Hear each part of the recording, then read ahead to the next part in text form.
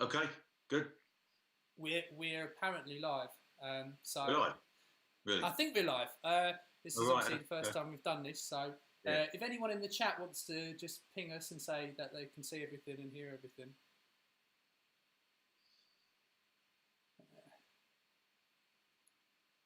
No one in the chat. Yeah, I don't know if there's a delay or anything. We'll find out.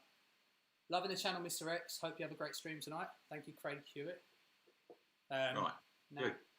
that doesn't answer our question of whether they can see and hear us properly. So you No. are live. Okay, Steve Etienne says we're live. Sounds okay? Right, cool. Good. Right. Hello, everybody. It's been quite a year so far, quite a week. So we're just going to have a little bit of chat about the the events in the last couple of weeks or so. So I suppose we ought to start off with the big orange elephant in the room. And are we looking forward to a President-elect Harris? I mean Biden. I mean, the age of Biden is basically we're nearly guaranteed a President-elect Harris at some point. And if he does make it through the 4 years, we can probably be certain that she's going to run on the top of the ticket next year and probably get the Dem nomination.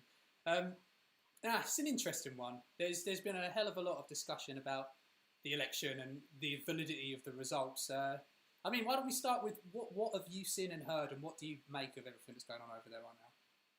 Well, I'm getting, in my timelines, I'm getting a lot of people talking about the supposed cheating and the missing ballots and the 138,000 ballots that turned up from nowhere and all went to Biden and all that kind of stuff. And it does seem to be quite a lot of credible evidence that there's been some skullduggery going on. Just whether or not that's enough to swing the result or not, I don't know. From your side of things, what have you been seeing? I mean, I have. I've seen Sharpie pens from Stevie Etienne on the on the chat there, which is that's obviously one of the theories that's been proposed as well. Sharpie pen game. I mean, I have over the last week watched more network news than I would like to admit, and more than I ever really would like to watch. But in terms of the most up-to-date, accurate numbers, especially before the call so to speak, I think they were obviously the closest sources to the actual numbers. So I was watching all the Sky, basically Sky News was the one live stream that I had going all week in this house. And yeah, firstly, it is interesting to see the political spin that Sky News have done. It almost seemed like from the start of the stream, they were gunning for Biden. And obviously, if we look at the exit polls, it was very heavily favouring Biden. But we know pretty soon afterwards, the polls showed us that it wasn't quite the case. Now, when personally, I've watched mostly the mainstream news on this just to sort of keep my finger on the pulse of what's actually being said there. And I've had a little look into some of these voter fraud ideas. And I mean, it's an unpopular opinion, and probably especially with the people of your channel, but I'm yet to be convinced by anything. Personally, I think the plural of anecdote isn't data. And a lot of these things can be quite easily explained, and we should assume the mantra of innocent until proven guilty. That's honestly my personal first place to base this on. And again, it's sort of, to use Christopher Hitchens' razor, it's been called, that can be asserted without evidence, can be equally dismissed without evidence. Now, the evidence that we're seeing, there seems to be some interesting patterns that are going on, but it's obviously going to be hard to separate truly interesting developments in the story and things that are quite easily debunked or fake or misproven. And I think it's too early to tell at the minute, but the one thing that really is leading my opinion to the fact that I don't think it has been a fix, the main one is that if the Trump legal team had enough ammo and some serious credible evidence, you think they would have been saving that to bring in as a very big, large, comprehensive case all in one go. But the fact that it's all seeming to be to the cameras less than the actual courts, to me, would suggest that they don't have as much credible evidence as you would like, in my mind. I mean, every time you release a bit of this evidence, as they're calling it. Again, I don't mean to do scare quotes because I don't know what the actual situation is. No one really knows yet. But if you're releasing all of these things mainly online and mainly in press conferences instead of actually in the courts, or it gives the other side a chance to actually prepare the defence. If they had a real credible imagine that they would be keeping their cards close to their chest to not let the defence have excuses and stories and explanations for every one of these things that they're saying. Yeah, I mean that's a fair précis, I'd say, but I still think we're in pretty early days, really. I mean, Trump hasn't conceded yet, has he? Mm-hmm. No. No, and I don't think he's going to, is he, for some time? You know, I mean, I'm looking back to the was it Al Gore and George W. That dragged on for 37 days, I think, before Al Gore conceded. So we might be in for a fairly bumpy ride until then.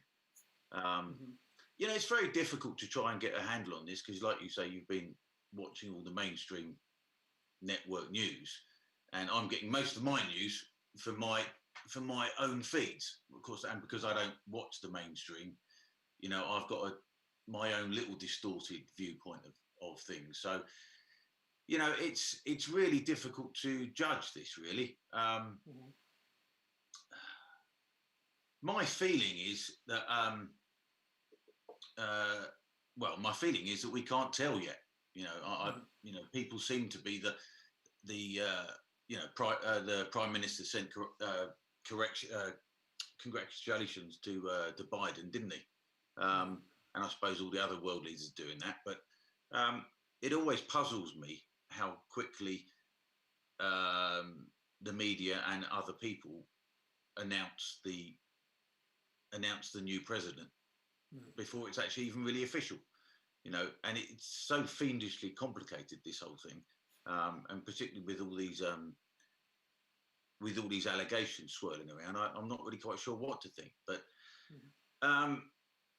what is probably, somebody was mentioning that over 70 million Americans voted for Trump, and they haven't set any, and they're all pissed off, and they haven't set light to any cities yet. Which would be Again, as someone who comes traditionally left to centre, obviously I'm not buying the woke bullshit, and you know, I've definitely become a lot more centrist and considerate of all viewpoints. I think once I got out of the Guardian bubble, it's quite shameful really that when, and even the mainstream news, which is something I found very interesting during the election coverage, they sort of even nodded to the fact that the shops being boarded up was to prevent the far left smashing them up, you know. So that is quite telling, and they sort of acknowledged it, but they just sort of brushed over it a little bit, which is a little bit confusing. But I mean, so it's too early to tell. But I think there's a few things, and again, there's a lot of comments here that I've not been able to read because I'm trying to have the discussion. So maybe next time we'll figure out a more sensible way so I can overlay them on the screen or whatever. But I mean, personally, I just saw one comment. Right thinkers far too civilized for that. Now, I would agree that, you know, there is a distinction to be made between general people on the left and centre left, and you know, traditional liberal, and again traditional conservatives. Because outside the Philadelphia Convention Centre, we had a van with a QAnon bumper sticker and a ton of assault rifles in there, and two geezers walking around with assault rifles. Now, again, there could be the argument that they're defending the process, etc. But again, the leftists seem to be armed with bricks and stones, but the far right seem to be armed with some heavy machinery. So it's sort of like the right seem to be a lot more heavily armed, but the left seem to be a lot more violent. Yeah, which is, and I mean, we talked about our thoughts on sort of gun control as well, and I was very much of the thought that in England we live without guns, and it seems to be working pretty well. And a couple of years ago, you sat me down and you just sort of explained to me sort of a bit of the reason why maybe that wouldn't be such a good idea in America. Then I spent a bit of time in rural America, and being somewhere where you couldn't hear, someone couldn't hear you scream. They wouldn't hear a gunshot. That's how remote these places are. Yeah. I thought to myself, yeah, I wouldn't mind packing a little bit of heat right now. So I can definitely see both sides of it. But okay, so this is me being someone who predominantly is tuned into the mainstream narrative of this, and that's mainly because my view of mainstream news tends to be they don't really tell great stinking lies. What tends to happen is there are spins and omissions of the truth. So if you're on CNN, it's peaceful protesters. If you're on Fox News, it's rioters. If you the casual person at home, that means if you want to take a balanced viewpoint, there's been some rioters and some peaceful protesters. And what I tend to do is sort of between the Telegraph and the Spectator, and and the Guardian on the left, and maybe a bit of the Independent. Basically, everything that all of these places say is generally true. But if you want to actually this is my take on it. You want to get a full picture, you have to sort of look at both sides. So yeah, from my perspective. Yeah. Sorry? I mean, I think that one of the things that has been so skewed in the UK is the existence of the BBC, basically. You know, the BBC used to be the news service to trust, wasn't it? If you ever wanted to know what was happening, you'd look to the BBC, but that probably hasn't been true for 20 years, you know. And you know, it does seem as if the BBC tell the biggest porkies of all, or selectively, they select the news to fit an agenda that they want. I think it's a difficult one to say porkies, isn't it? Because I mean, personally, again, it's very rare that you will find a full-blown stinking lie, but there are such things as lies from omission, and I think that. Yeah. So, what do you make of the current split about Fox News and their take on it? And there seems to be a bit of a internal conflict between the staffers and even the upper echelons, Murdoch, etc. There seems to be a bit of a split. They're calling it for Biden. They're not putting much weight onto the allegations, not that I can see anyway. And where do you think we go from here?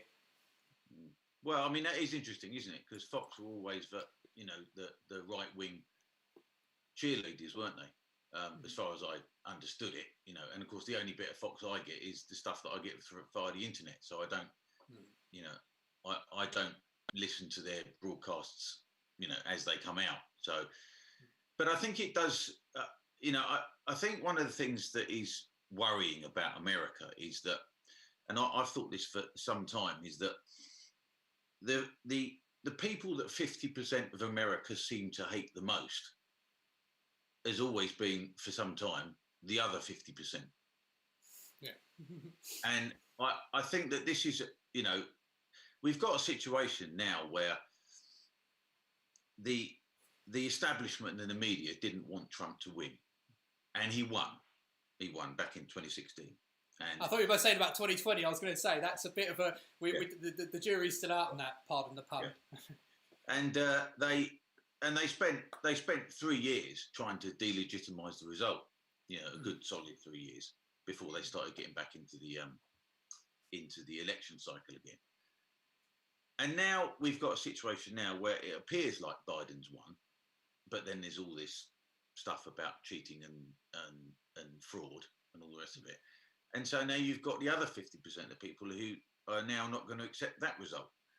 Now, it's almost impossible for us over here to see what's what. And it's actually pretty difficult even in America by the sounds of it.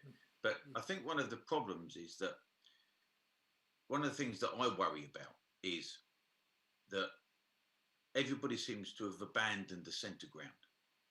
That people don't seem to be wanting to talk to each other. And, I get concerned when people just want to railroad you onto their side, and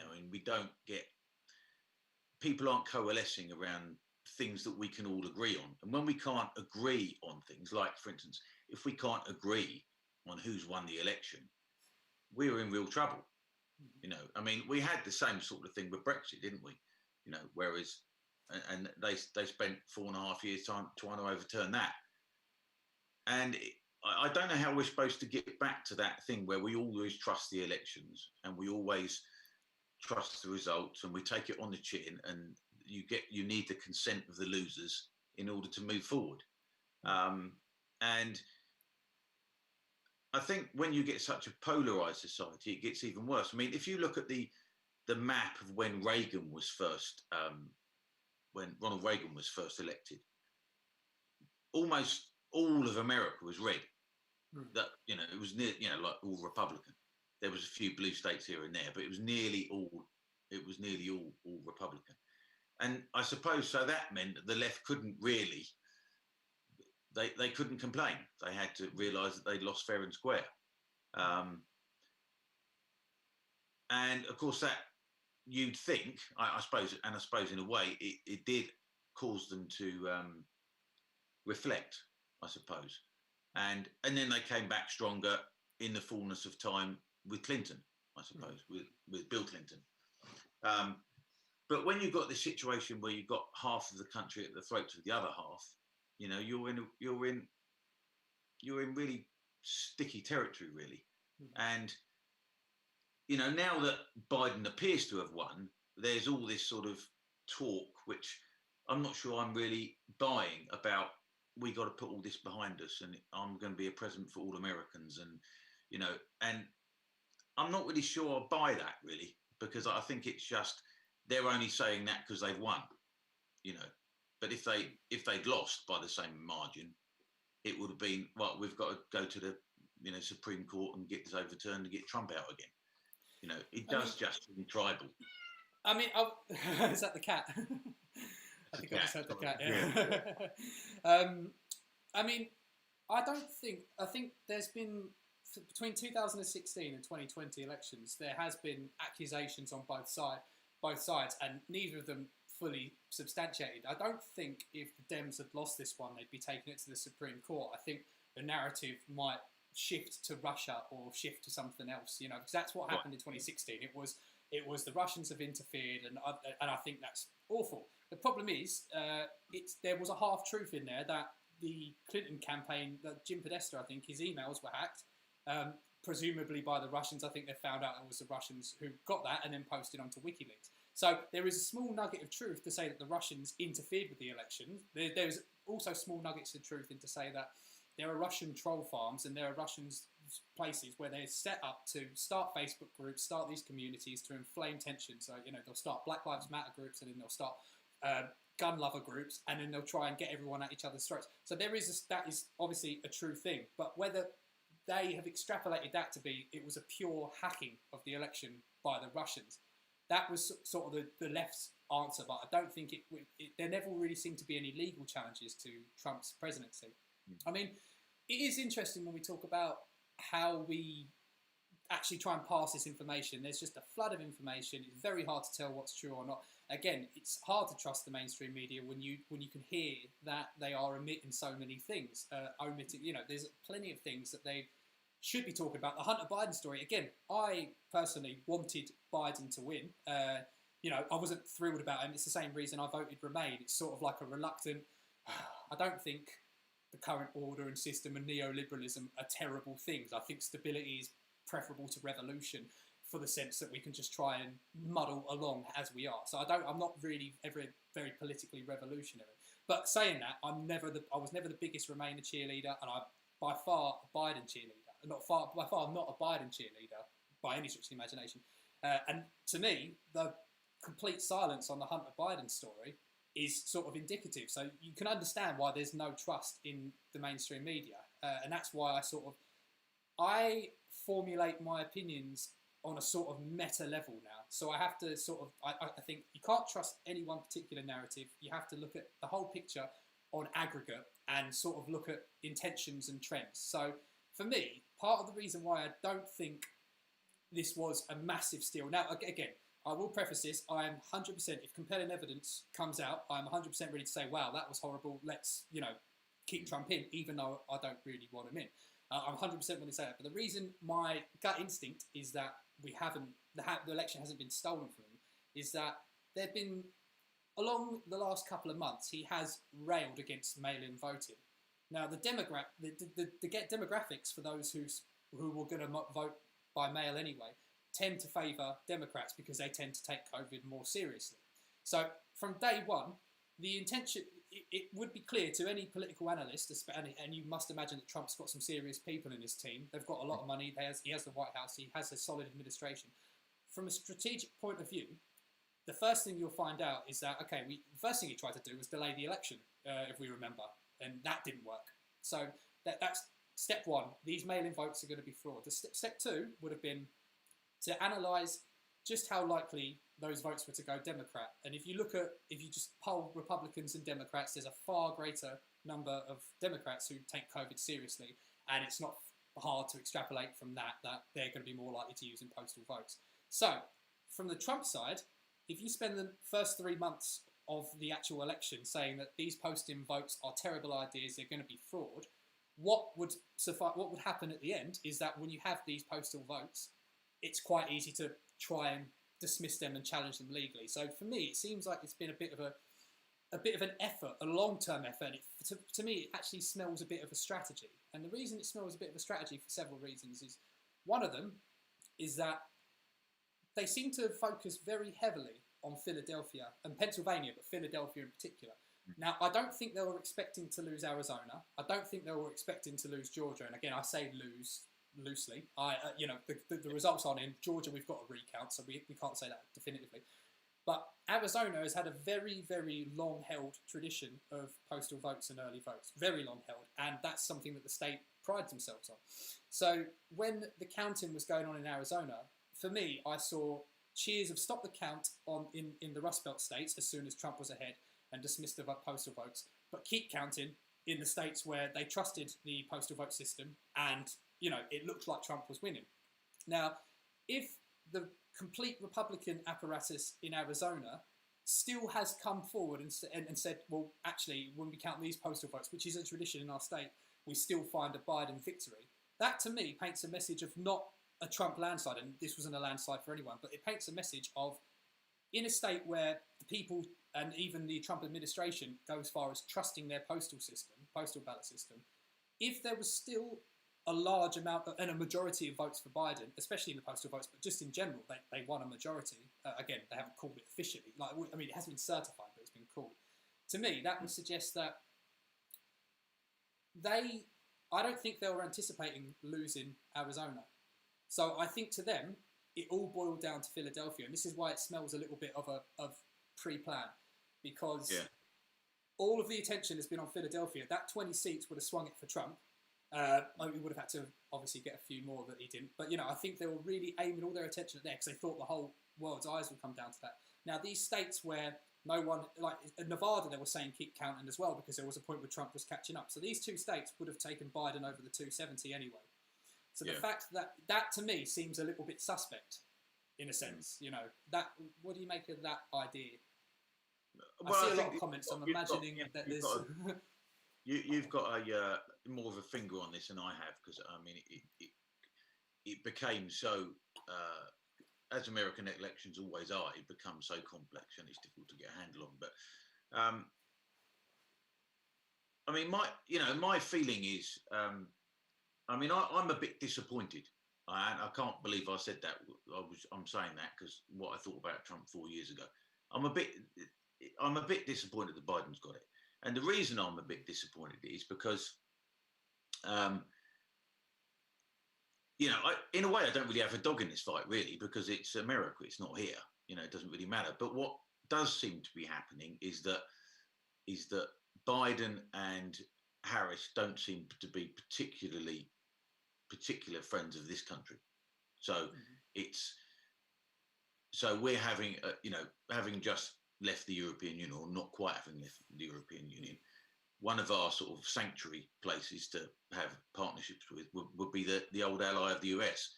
Now, Biden and Harris have certainly made comments suggesting that, we're going to be left out in the cold by by their administration in comparison to how it would be with Trump, really.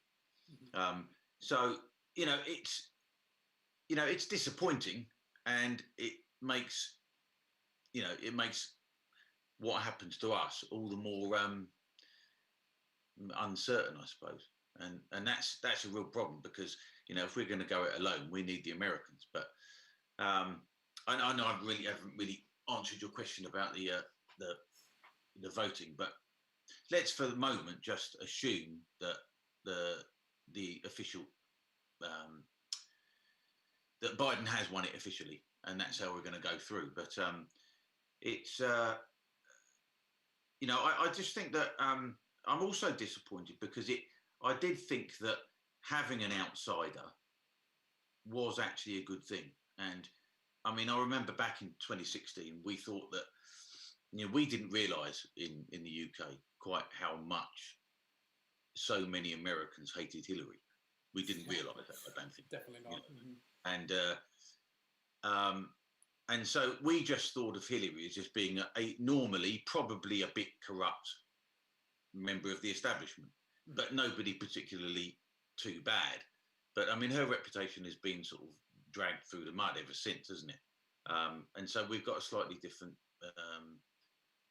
viewpoint on that now, really. So I suppose we'll just have to see how it pans out, I guess. Right. Yeah. So to be continued, I suppose, is the. I mean, it's not really much I can get much of a handle on, really, because it's the likelihood is that Biden has won and he will be the president, and that will be the end of Trump. But well, just taking that line a bit further, assuming all things equal. The litigation comes, and again, I do believe that they'll find odd discrepancies of 200, 300 votes here, which they're able to strike off, and that's mainly down to the fact that human error is a thing. There's a huge logistical nightmare counting 150 million votes. It's going to be a tremendous job, and as such, there are errors, but that is sort of factored into the mandatory recount of 0.5%. They have a threshold of 0.5%.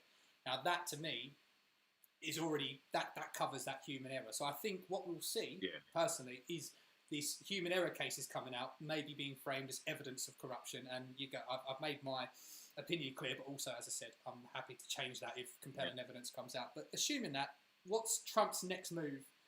What do you think? Let's just paint a little prediction. What do you think Trump's next move is between now and January 20th, and then post that?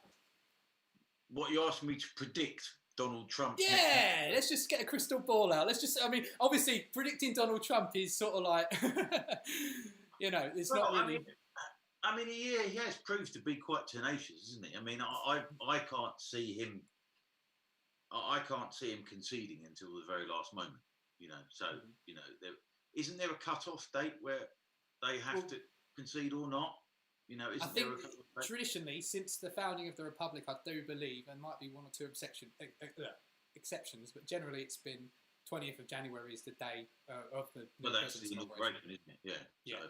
So I think they certify the elections in December, and then they have, they plan the transition between that, and then I think there might be another key date in January. Again, I'm not 100% too sure of the process. I'm British, so this is just purely hobbyist what we're doing, our take of it. But so you think he will ultimately, though, if push come to shove, he and he wasn't able to successfully challenge this stuff legally, you think he would peacefully leave? Well, I don't think he has a choice, does he? If he's, I mean, as far as I can tell, I mean, maybe if there's any Americans watching, they can let us know. But if he's, if he's not. If the president-elect is waiting to come in, the removal van is going to turn up, isn't it? And he's going to be out. He's been pretty determined in clinging on for all this time with everything against him. But when it comes down to that, as I understand it, isn't Biden's popular vote way past Trump's? Is that right? Way past in sheer volume, but in terms of percentage, it's only a couple of percentage points. An amount is an amount, isn't it? It's like, the Brexit vote wasn't percentage terms much. No, but it was decisive, But it was well over 1 million people, wasn't it? So. Yeah. So I mean, Hillary Hilldog, she won the popular vote significantly as well. So it's mainly in America. It's about the Electoral College. Now I'm seeing loads of comments here, and there's some one from Steve Etienne. Maybe next time we'll get it set up so you can read these comments as well. And it's obviously it's just coming in. I haven't got my glasses on, but apparently just announced that apparently 450,000 votes were not observed in Pennsylvania. So there's some really interesting stuff, I'm assuming, going on in the comments. So we might as well say to those watching, we're planning on having a bit of a Q&A at the end of this in about an hour or so, if you stick around till that, and then we can sort of engage with those comments a bit better. So sorry if people are talking and expecting, I can't really see. I've just, A, I haven't got my glasses on, and B, there's a lot coming in, I can't really read them, but we'll get in touch and we'll touch down on them in a minute. So, right, that's about US election. I think the next that's topic... going to run and run, isn't it? So, you know, I'm sure there'll be much as to be continued, once we get some more info in. Yeah. So, is there anything else you can think might be a big story at the moment? You know? I mean, the fact that I had to register. I had to register to go to the dump today. I had to sign my... the dump by appointment. Yeah, that's... Now, so, again, this is, again, an area that we disagree, but in a friendly manner on, and also we're both sort of open to listening to each other's viewpoints. I don't think that COVID is this terrible killer disease. That's a plague, and it's wiping out, and, you know, it's as bad as it's being made out to be. But I do think that it's probably wise to do things about it. What I don't agree with is inconsistent policies. And to me, the most mental inconsistent policy of them all is outdoors in the dump, which I don't know if you've been to a tip pre-lockdown, but I don't remember it being a massive congregating place. I don't really recall you being more than within 2 meters of someone generally anyway. If a bloke got within 2 meters of me at the dump, I would be a bit concerned. Yeah. Yes. So that is definitely... You don't hang around there any longer than you need to, do you? Yeah. But it's not... Yeah, so I've not quite understood that one, which it does get my sceptical sense tingling a little bit, that, you know, that's when my conspiratorial brain starts to come in a little bit when you think about the fact that we go to the dump and I have to get a booking by appointment even though I go in my own car. I'm miles away from anyone else. It's outside in a very... I mean, considering that there's huge bags of rubbish, and I've got a new child, there's nappies that I was bringing in there, so there's a lot of human feces in the dump. It's well ventilated enough that we don't smell the human feces. So because of that, I think it'd be well ventilated enough that we don't contract COVID. So that's what gets my conspiratorial brain going a little bit on these things. Yeah, but I mean, again... Yeah. I mean, I went to a memorial service this morning, the Remembrance service. And, you know, I was refused entry. There was a sort of remembrance garden, and, you know, and they just wouldn't let me in. They said, we're not letting anyone in. You can only come in if you're a veteran, or if you're one of the reef layers. And our local MP was there, and, you know, they had, you know, representatives from the 3 services and stuff. But, you know, this was outside. You know, I mean, I suppose, you know, there weren't, you know, there will be older people there, obviously, you know, but it seemed incongruous that in order to go and pay your respects to people who have fought and died in order to defend freedoms which are now being taken away from us, that seemed a bit insulting, if you want my truthful opinion on it. Yeah. You know, but if we just move away from that for a minute and put all the things about loss of liberty and destruction of small businesses and all that kind of stuff, the thing that makes my mind spin is how we're ever supposed to afford this. I mean, last September, our public borrowing was £44 billion. In September of this year, it was £210 billion. And that's only in September, you know. And I mean, I read somewhere that they spent £500 billion on this. £500 billion. Now, I don't know. I mean, that seems like an eye-watering amount of money. Yeah. I mean, that seems like a nation-busting amount of money. It's beyond comprehension that you could spend that much money. And personally, I think, because I've always been of the opinion that you protect the vulnerable, and you, as much as you can, let everybody else go about their business. Now, I don't see any universe in which, if you protected the vulnerable and you let everybody, and you did it properly, and you had teams of carers who lived on site, who were caring for those vulnerable, so you weren't having a changing of the guard every 5 minutes and introducing more supposedly infected people. I don't understand how there's no way that you could spend that money and do that. But what we've got now is you've got a double whammy of these hundreds of billions of pounds being spent on people not working. Plus, they're also not getting the tax receipts from people that would have been working either as well. So even if you just put aside all these civil liberties and destruction of small business stuff, which is, in my mind, is even more important, I just don't know how we're ever supposed to afford this. It's beyond comprehension. I mean, I'm sketchy about how capitalism works anyway, but I'm pretty sure it's not supposed to work like that. I mean, it's a difficult one to sort of pass, really, and no one. I mean, I think it's impossible for anyone except a venture capitalist or an investment banker to really comprehend the magnitude of these numbers. Our brains aren't really designed to think about that. I mean, even try and comprehend the notion of a million, let alone a billion. Try and imagine a million of anything in your brain, and you'll soon find.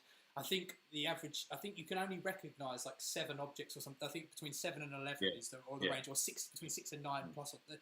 There's some number that we can fixate on with our chimp brains, and it's definitely not 500 billion. So no, that's enough to run 4 national health services in one go.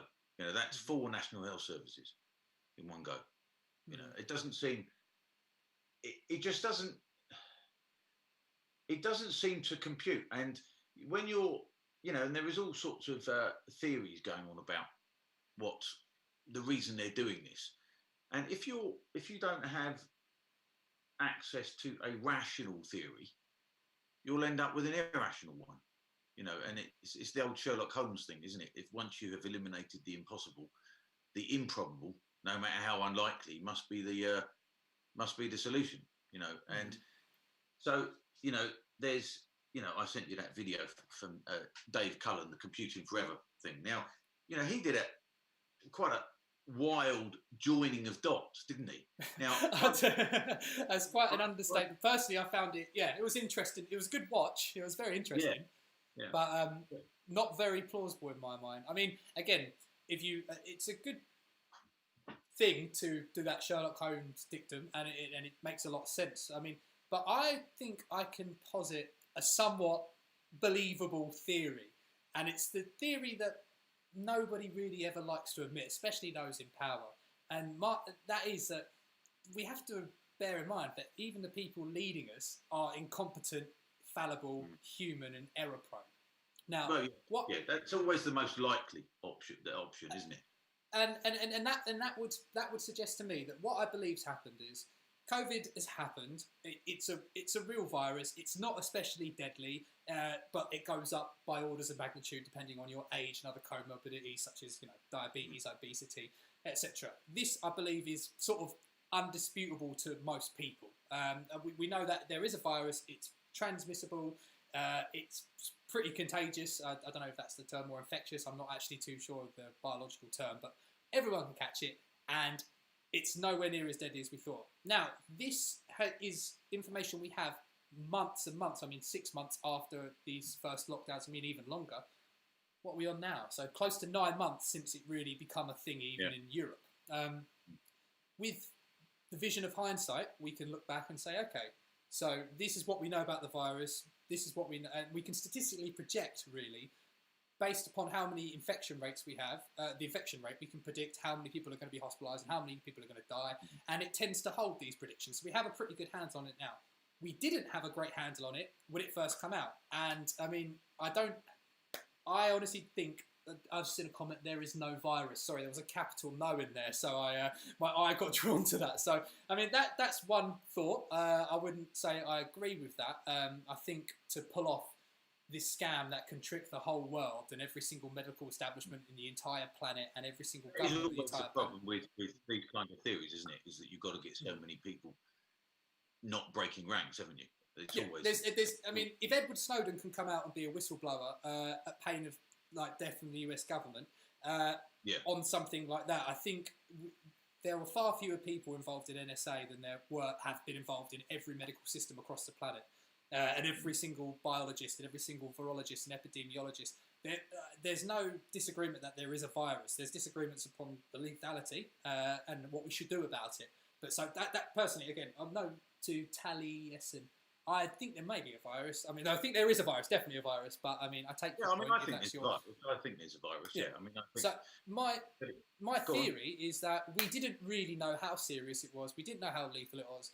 We didn't know anything, and as a consequence, we probably were reasonably expected to err on the side of caution.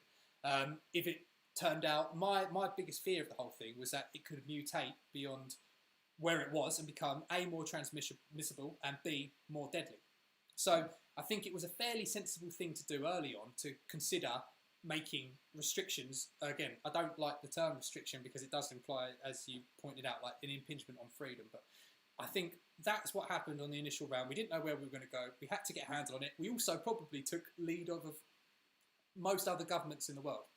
The only governments that seemed to say that the virus didn't exist are strongman dictatorships. And to me, that's a bit of a red flag, because I don't think the bastions of freedom and inquiry and scientific rationality should be the Belarusian, what was his name again? Lukashenko.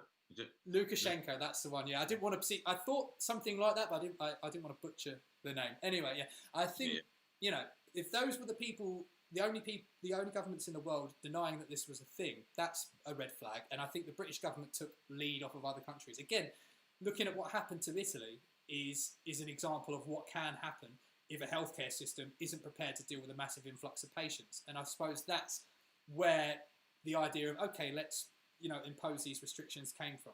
I then think that once we opened up, it was a bloody glorious summer and everyone had been indoors for the last 3 months, and I think everyone was ready to go out and get pissed. That's genuinely what I think would happen. Then I think the rates crept back up again. The tiered system was introduced, and it may have been too little too late, according to some of the chief government scientific advisors. And then we've ended up in a situation now where we've got about 11,000 people, at my last checking, requiring hospitalisation because of COVID, and an already fractured NHS.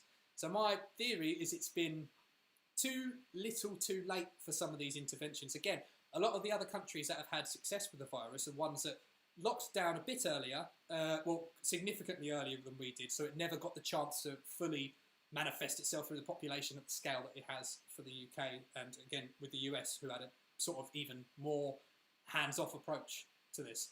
Then we've opened up again, and again, I think it's been a case of too little too late. It's gotten to the point where the NHS is going to break down, and we're where we are. So my plausible hypothesis is it's been incompetence. I don't think the virus is deadly. I do think there's been fear-mongering. I disagree with that, and that's, again, a nod to my thoughts on mainstream media, where there is a narrative. They'll omit the inconvenient information. I've never really heard. You have to Google to find out that the average age of death is about 82. You have to find that. You have to do your own research to find it out. I think that should be front page news for everyone if you want to decide legitimately as a country how to proceed. So I do think there has been scaremongering, but I also, my 2 cents is that we're sort of here because of a failure to act quick enough and comprehensively enough. I mean that would be my theory. So what would you make of that? Well, I mean, I think that that's a theory. It's a reasonable one. I mean, I can't say necessarily that I disagree with it. I do think that there's been a disastrous amount of groupthink on this, in that they haven't allowed dissenting voices to to speak up. Basically, they've silenced or sidelined dissenting voices. The media, as usual, haven't helped because they just want to sell, you know, lurid headlines and all the rest of it. But you know, there are other theories of what you do with such things. I mean, the Swedish model is an example. You know, that they didn't have a lockdown and they haven't had it very seriously. They've had a not even really a spike. They've had a lump, you know, which is bigger than normal. I mean, and then there are other things like the daily rate of deaths for this week, for instance, is no different than it was 12 months ago, or 24 months ago, or 36 months ago. It's no different, apparently. You know, I mean, you may have seen some evidence to the contrary, but that's what I've seen, that there is no excess deaths, there's no excess mortality. But nevertheless, let's say that it is dangerous and that it needs to be controlled. My position on all of this is from a position of a free society, and you know what's happened now is we've had restrictions on liberty that we've never had, not for hundreds of years.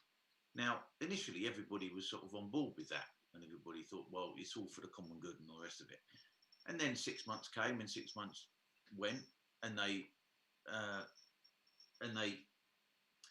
you know, passed the restrictions over again for another 6 months, and the Labour Party abstained, you know, which is, you know, sort of unbelievably cowardly. I mean, it's like, you know, are they going to be an opposition or aren't they? You know, instead of just sort of playing politics with it and not seeming to want to support Boris, they just didn't turn up, you know, and so they don't seem to be particularly interested in maintaining a free society either.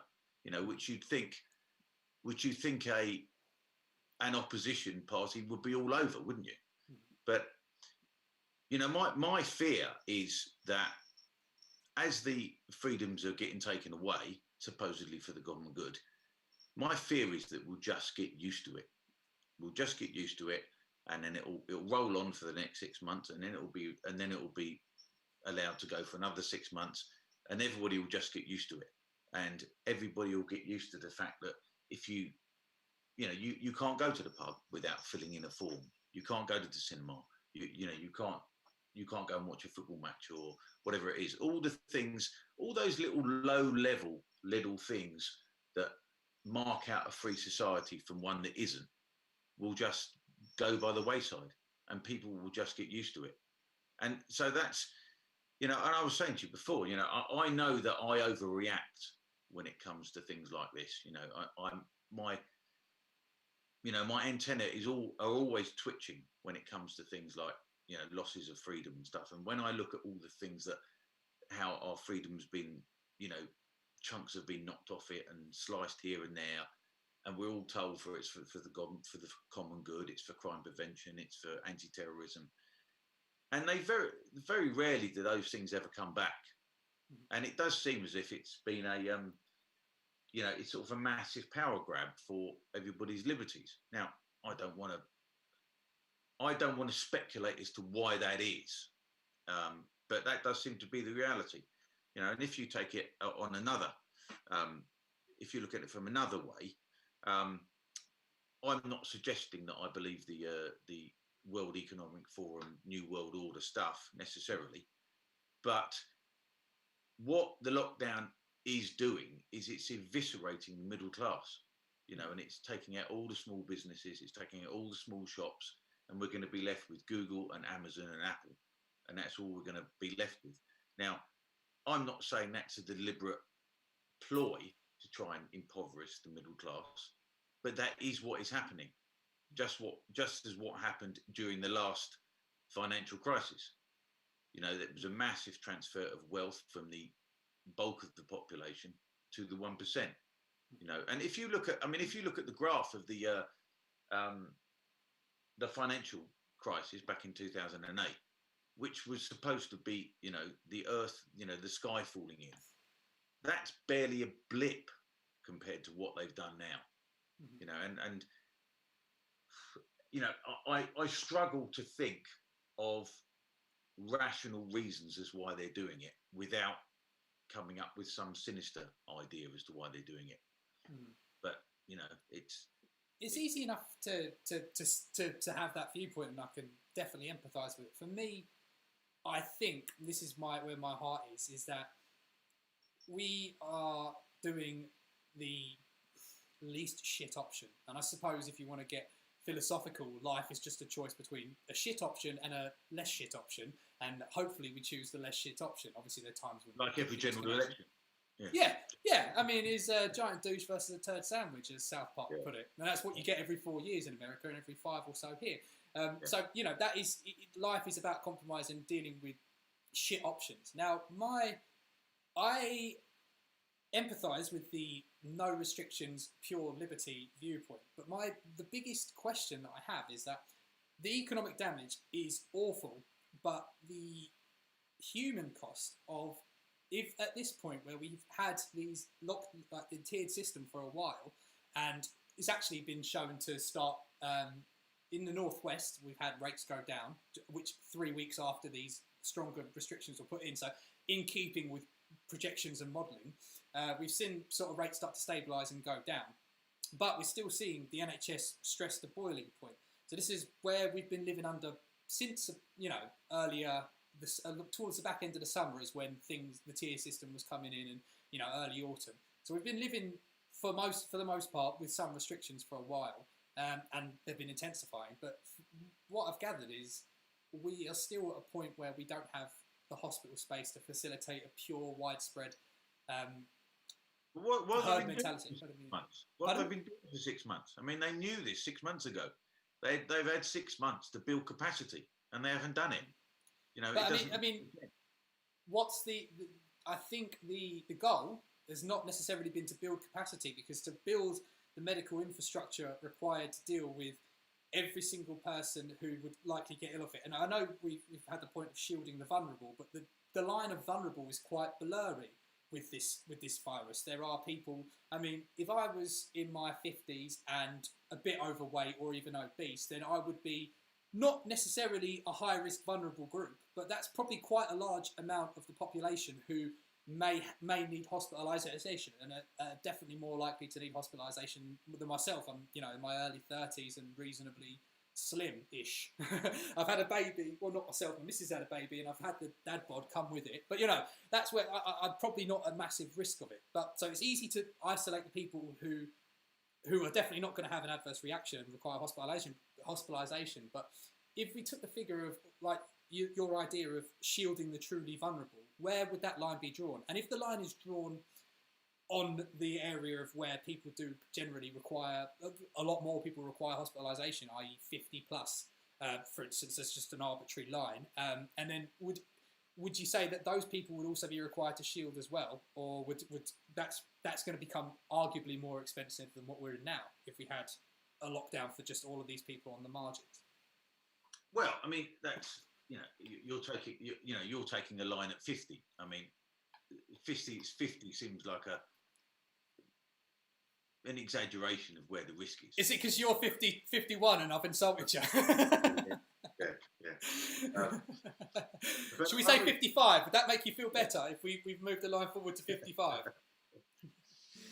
Well, I was talking to a guy who is high up in. He's an intensive care consultant, high up, and I was talking to him early on during the summer about this, and I was just talking, and I was trying to get some information. I wasn't trying to get him to agree with what I was saying. I was trying to be quite cagey about my position, and he said, well, the only people who are really at risk really are people over 60 with a pre-existing condition. And then he went, well, actually, no, people over 70, and he would know, I mean, I'm assuming he's telling me the truth, he would know. So I don't think it's that, I don't think it would be that vague to shield those people. The other thing is that you've got to make, you've got to kind of ask people whether they want to be shielded or not as well. I mean, yeah, there's all sorts of people all over the country who've been saying, look, I've been sat on my own for 7 months or something, and I haven't seen my grandchildren. I'll take the risk. Thank you very much. I'll take the risk, and if it happens to me, it happens to me. But we've got this kind of nanny state on steroids now. They must be protected, and at whatever cost. This is what is. We're saving lives supposedly by snuffing out what actually makes life worth living. Yeah. And I and it's even if you dismiss the sinister aspect, of things, people get used to having less freedom than they used to. I mean, one of the reasons that I think that the lockdowns supposedly didn't work, was because we're not acclimatized to not having freedom. It's just natural for us. I'm not talking about it being any sort of glorious thing that we're standing up for all the time. We're just not acclimatized for it. When we get up, we go for a drive and go to the pub, and we don't have to ask anybody, we don't have to make appointments, and that's just the way it is. And so we have become quite acclimatized to that. So when the sun started shining and everyone think, well, I'm not allowed to go to work, I might as well go to the beach, and there's not a tremendous amount of evidence to suggest that all those people went to the beach to spread anything anyway, because it's very hard to catch outside. But even though we are acclimatized to it, I mean, it is very. I'm often shocked. Well, I'm always shocked when I go out, because I in my own echo chamber, I'll get loads of people that agree with me, obviously, and I'm not going to be wearing a mask, and I think wearing a mask is a political act, and the science didn't change for 40 years about wearing masks and how effective they are with regard to viruses. And then all of a sudden in June, suddenly, oh no, we think they do make a difference. But, I don't think that was a scientific decision. I think that was a political decision to introduce a sense of peril and threat to people, to maybe for the best of reasons, to try and get people to take this more seriously. But, I'm not going to be going on board with that. I'm not going to be doing that, and I think that the more we do it, the more it encourages them. And what ends up happening is that people have already become acclimatized to wearing masks. And that really worries me, because the evidence for mask wearing is wafer thin, if not counterproductive. And people are just doing it automatically, and we've become quite supine about this. And, because of the things that I concern myself with, the things that I value about our society, basically freedom rather than security, I know that I overreact, and I know that I take the side of liberty over safety nearly all the time. And sometimes even when it's wrong, I still do it, because I think believe we've debated seatbelts a few times, haven't we? yeah, exactly. And I mean, I know you're a big safety man, but you're not a safety man in a stupid sense. But and I know what you mean. You might as well have safety if it doesn't cost you anything else, which most people would think. Having seatbelts, it doesn't really cost you anything. And I do wear a seatbelt, and and I don't think that it's a tyranny that I'm being made to wear a seatbelt.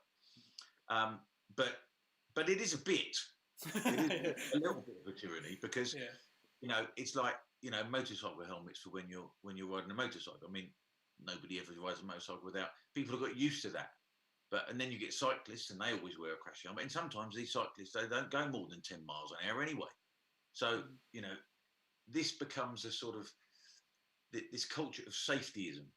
So you can just imagine that some supposedly caring government will come in and insist that we all wear bicycle helmets. So you're out on your bicycle, and somebody nicks your crash helmet, so you've got to walk your bike home. It's fucking ridiculous. Yeah. And then people will say, oh, well, some people fall over in the street, so maybe they've got to wear crash helmets as well. And this, so it will never be safe enough for the safety Nazis. It just will not. You know, it's like with woke people. You can't be woke enough, and for the safety Nazis, it can't be safe enough. You know, and I think we've got to kind of draw a line in the sand and say, no, we're not doing that. We know it's a bit dangerous, but we're not doing it. You know, and the trouble is that we've been fed this propaganda that masks make a difference, and you know, I'm convinced that they don't. You know, I'm not a scientist, but from what I've read, it seems that the science was settled for 4 decades, and then all of a sudden, in June, suddenly it wasn't. You know, and so now everyone has to go everywhere with a fucking cloth bag on their face. Yeah. You know, I mean, I used to joke that, you know, we used to joke, didn't we? It's like soon it'll be illegal to smile at strangers. You know, and that's it now, isn't it? Yeah. You know. Yeah. I mean, the mask one's an interesting one because I think this is a case of there might be a negligible benefit if it's provable, but it's borderline superstitious in some ways. But one thing that I've thought of recently that is counterintuitive, that if this is really a nanny surveillance state, surely mask wearing is the antithesis to facial recognition and CCTV. Well, yes, is that, yeah. So my because I do have influence. I do definitely entertain the ideas that other things are going on, and I'm convinced that there are things that we'll never know, but we can theorise and talk about. But I do think that to say this is all part of a nanny state operation and part of surveillance and clamping us and putting a barcode on us, having something that obscures everyone's face in public. I mean, there was people decried the hijab and niqab for the security implications that was coming from. The safety Nazis, so to speak, were saying, well, we can't see what you're wearing. Get aside the ethical implications of, you know, oppressing genders and whatnot. The safety Nazis, as we call them, they were saying that any facial covering is a bad idea. You couldn't go into a shop with a hoodie or a hat on because the CCTV couldn't recognise you. And I don't know whether that's legally mandated or the decision of the shop owners, but there's been many times where I've been, and again, I'm losing most of my hair, so I quite like my hat on. And there's been times when I've gone into the shop and they've said, do you mind taking your hat off? And I've gone, oh, suppose so, but you're going to get a nice view of the the bald spot on the top. But so that's like, you know, I think there would have to be, if it was a ploy to survey us better and to have us tracked better, I think the face masks are antithetical to that. So that's why it seems probable to me that the face masks tend to be. We're not sure. Doctors have been wearing. They say that the science has been settled for 40 years in terms of mass crowd, but doctors have been wearing them as precaution forever when they're dealing with infectious people. There's been some sort of PPE in place. So the idea that why would the doctors have been doing it since we've known about the germ theory, since the Nightingale days, we've been trying to protect ourselves from transmissible germs.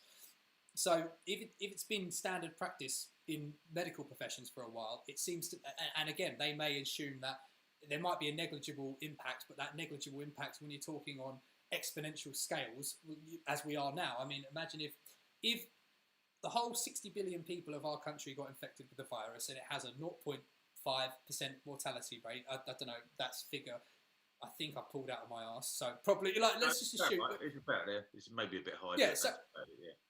So let's assume 0.025 then. If we just do the sums, and again my mental math isn't very good. I usually have a calculator on me. That's a lot of people. Now if we can get that, if masks help reduce transmission by 2%, that is not a small amount. That's not a small number. And if they help prevent spread by 2%, that's not a small number. And it seems like long-term mask wearing, I think, would be a terrible idea. Like, you know, post the pandemic, and again, whether or not you think there's light at the end of the tunnel, and I mean, we can get into vaccines. I am pro-safe vaccine generally. My son, who's just been born, has had all of his shots because I don't think polio and measles are very good ideas. Diseases, you know, and if we can prevent them, that's good.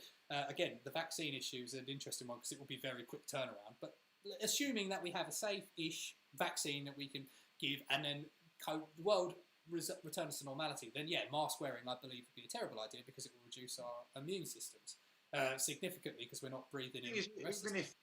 Even if they were effective, you know, you know, would it be worth it to be wearing them forever, even if they were even if they were very effective?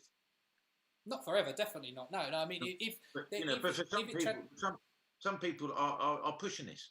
You know, the new normal. I keep talking about. You know, the new normal that one's got. I've heard. Early on, people started talking about it as being, oh, we've all got to wear masks, because they all, people in Japan, in Tokyo, tend to wear masks for the traffic, for a nuisance thing, don't they? But that's them. If they want to do that, that's up to them. But I don't want to do that. And if it means that the trouble with this is that I can say, well, I'm not concerned about my own safety, but the retort is, well, don't you care about anybody else? Well, I don't have an answer to that. I mean, that's my, I live in a dangerous world as far as I'm concerned, and I'll take those chances. But because other people are fearful, do I have to allow for them? And I just don't think that I do have to allow for them, really. And it's not because I want to be uncaring. It's just that I believe there are more important things than safety. And I'll always come down on that.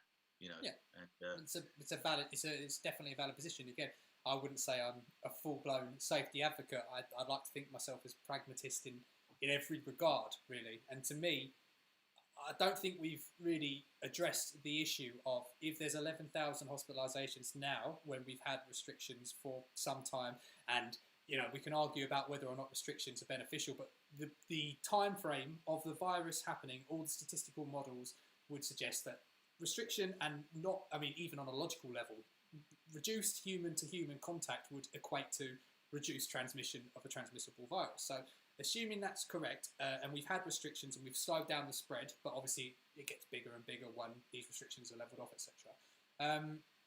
What do you do about the lack of hospital infrastructure as we have right now? Now, so I remember you saying, if you are a vulnerable person who has been told to shield, and you think, so imagine you had an immunodeficiency and you had that letter from the government, and they said you should probably not see anyone for indefinitely, and you went, you know what, fuck that, I'm going out, I don't care, because that's I've known you for about 5 years, mate, and that's definitely the attitude I think you would have, which is an admirable attitude. As I said, you go, fuck that, I'm bored, I want to go out. You were to get infected and you had to go to hospital. There is the argument in my mind, at least, that actions, like to live in the definition of freedom is the ability to do what you want without infringing on other people's personal freedoms. Now, cancer sufferer, or even someone who's broken their leg, assuming they weren't out on the piss on a Friday night and has done it intentionally, I have little sympathy for them, and I can say that as someone who's chopped his own finger off pissed before. I hate people like I used to be. Like, so I know, I think that there should be a fine on people getting pissed on a Friday night and clogging up the NHS. But would you admit that if you were to catch something and require hospitalisation, that there is not a marginal impact on the other patients of that hospital, merely your presence being there? Yeah, I mean, I concede that, but I concede that I will be having a negative effect upon other people. But there is almost nothing that I can do that won't have an effect on someone else. Almost nothing. I'm driving my car down the street, I'm supposedly killing the planet. I walk outside my door and I tread on a snail. I mean, it's everything that human. But these are quite like large scale ecological phenomena. But I mean, in terms of the actual day-to-day, there's not really many things we can do in our day-to-day lives unintentionally that can have severe harm to people in the short term.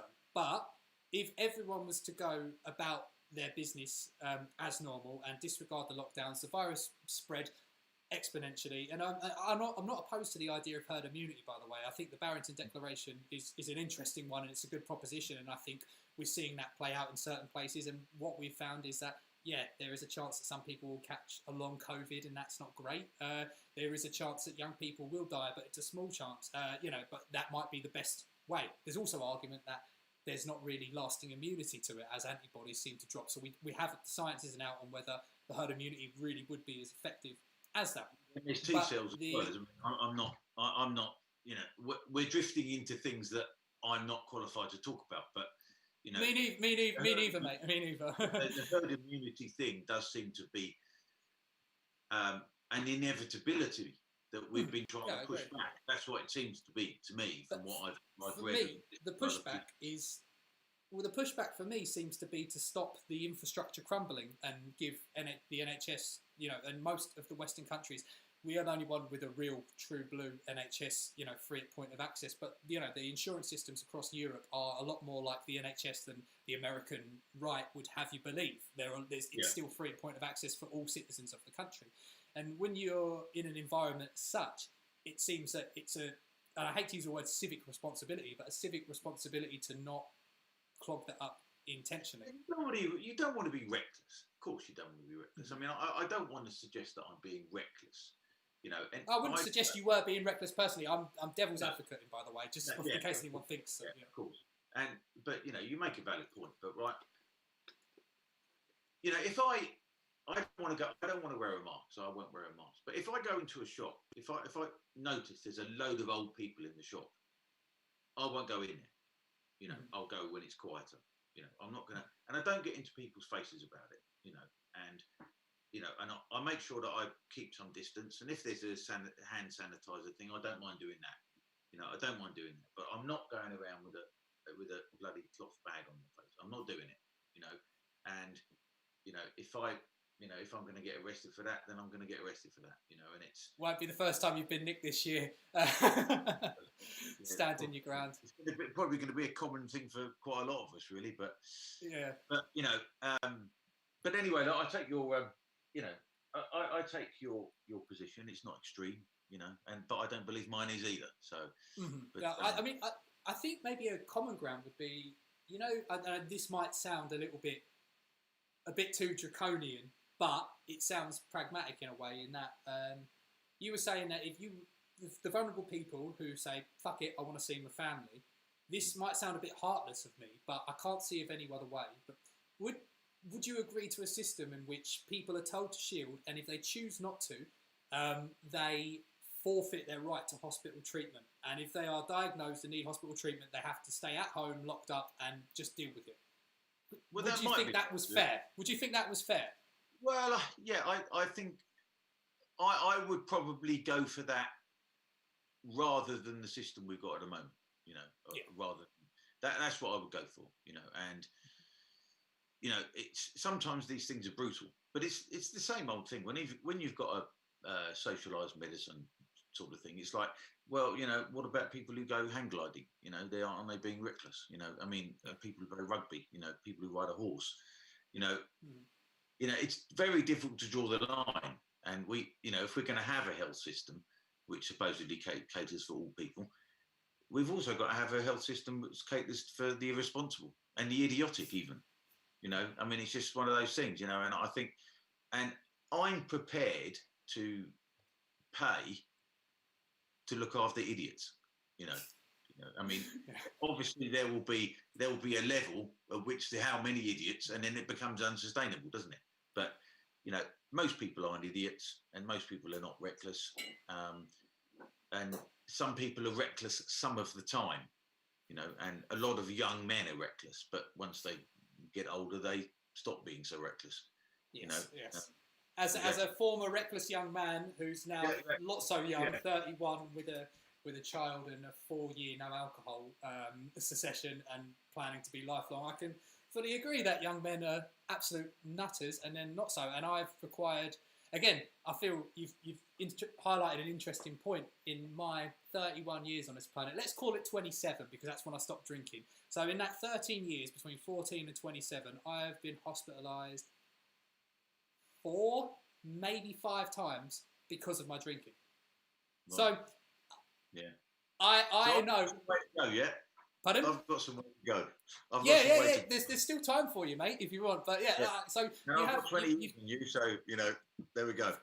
You've definitely given me. That's definitely made me think a little bit that my position of how dare you be so irresponsible to our fragile healthcare system, and then just have a little run back through the memories of my life or the. Well, I'm quite prepared to have had you be scraped off the pavement half a dozen times, mate. I'm happy to pay for that.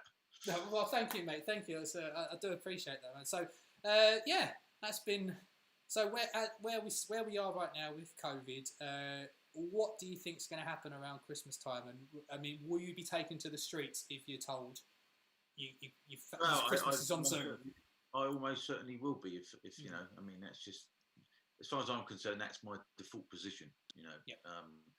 And I think the whole thing has been so mismanaged that, you know, I feel even on pragmatic grounds, you know, I will be vindicated. I think, you know, even if you're taken away from, even if you're not acknowledging the principles involved. But so yeah, I mean, I don't know. I mean, it does seem as if the December the 2nd opening up is already in. It seemed to be in doubt almost as soon as they mentioned it, but we shall see, I suppose. Well, talking about principles, that could be a very crowbarred segue into the principle of free speech, which we had actually allocated half an hour for, but we are now 16 minutes behind. So maybe if you just want to give we'll squeeze it into the last 14 minutes before the Q&A. What do you make of the proposed Scottish law? And do you want to just illuminate, if any viewers aren't aware of what's going on, just give us... Well, the Scottish Justice Secretary, whose name is Hamza Youssef, I think his name is, he's basically suggested that hate speech, so-called hate speech, should also be reported and prosecuted even within the home.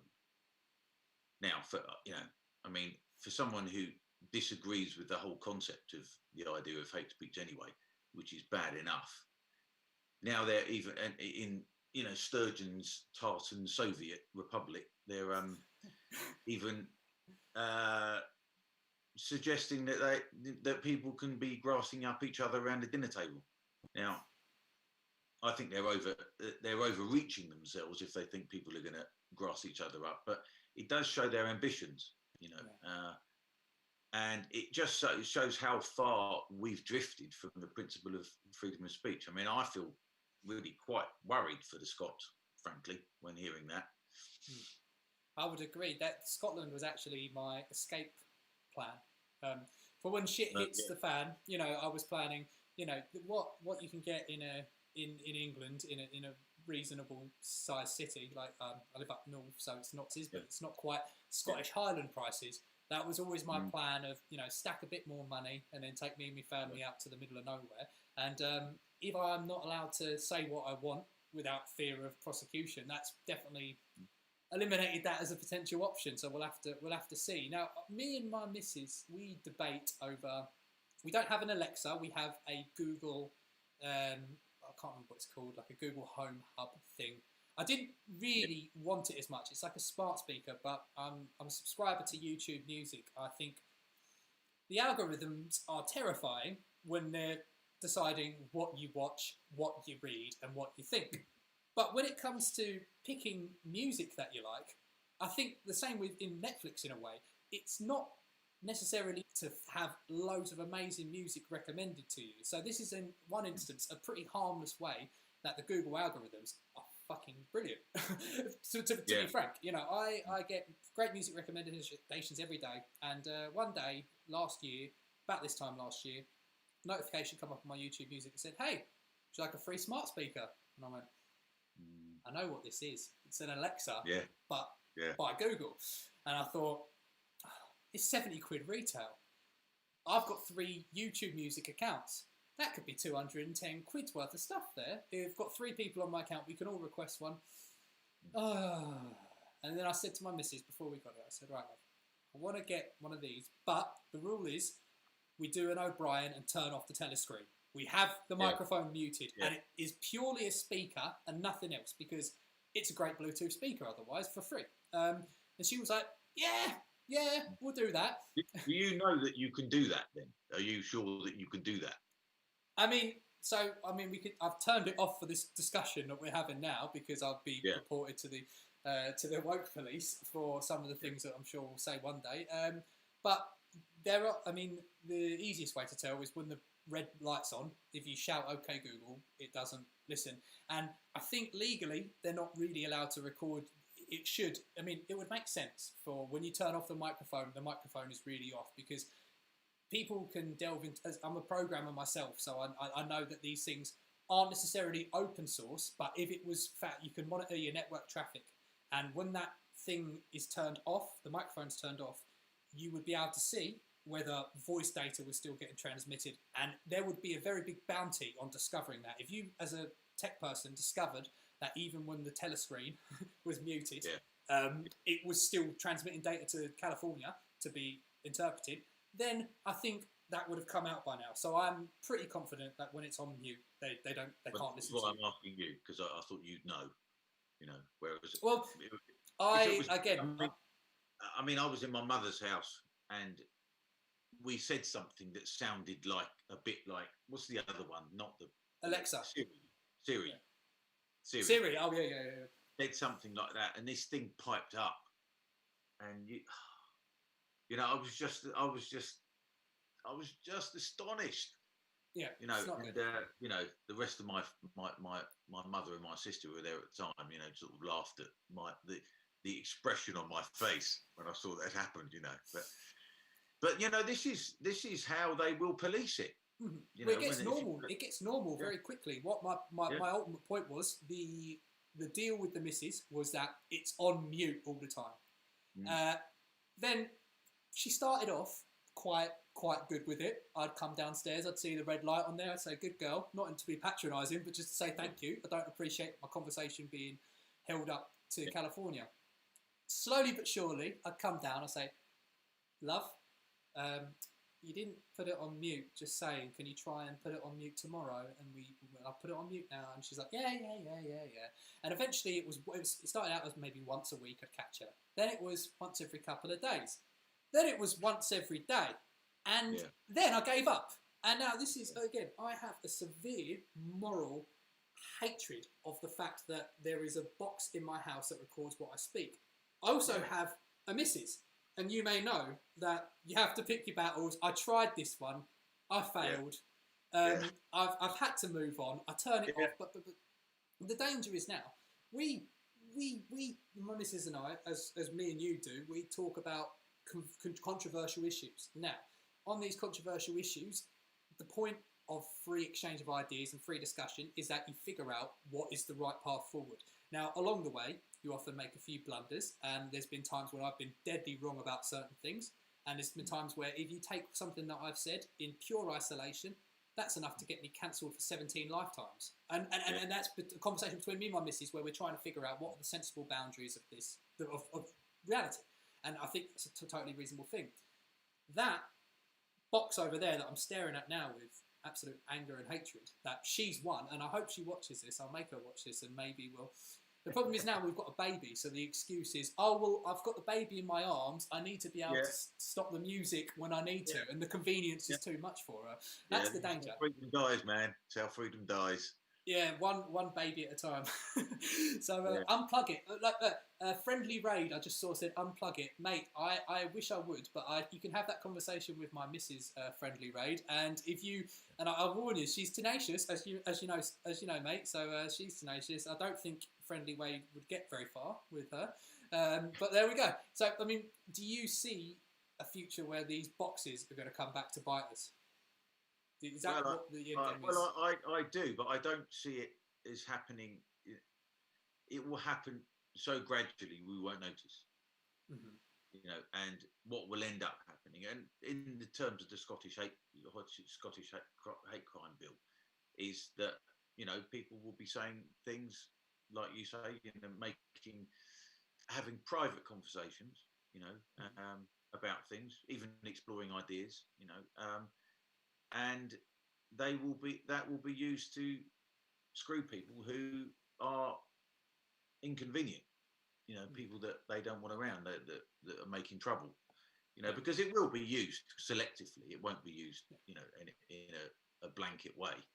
And it really is horrible. And I mean, this is the almost the logical extension of the surveillance state. Because when I was railing against closed circuit TV, it's just in the street, I mean, even though I don't think it should be in a public street, and I still don't think it should be in a public street. It starts off in a public street, then it starts off on your street, then it's outside your front door, then it's outside your back door. Then they start saying, well, because there's an awful lot of domestic abuse goes on in the house.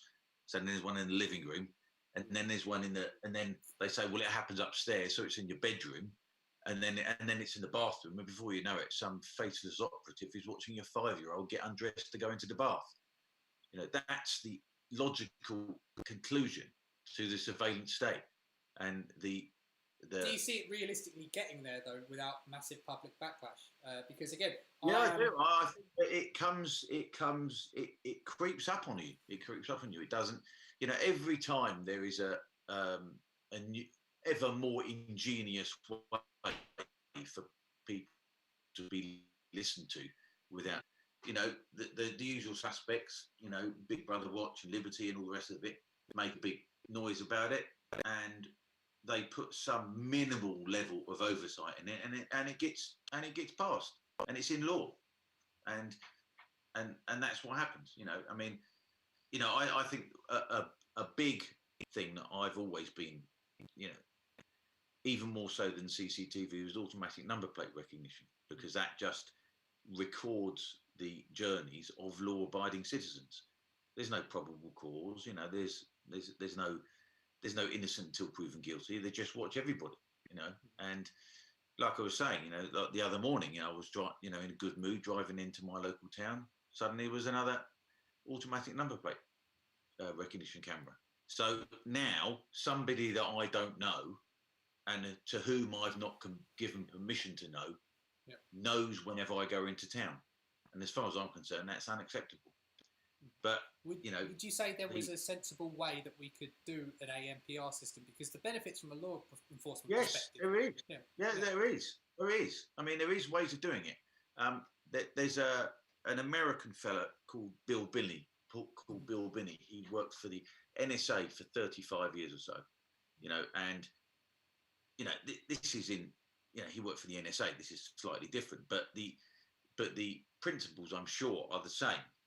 He worked out a way that they could watch the bad guys without contravening the Fourth Amendment. The Fourth Amendment basically is the law against the government prying into your own affairs without your knowledge. The Fourth Amendment, you just need to look it up. It's about your personal effects and stuff. And he came up with a system which was sort of laser guided towards the bad guys.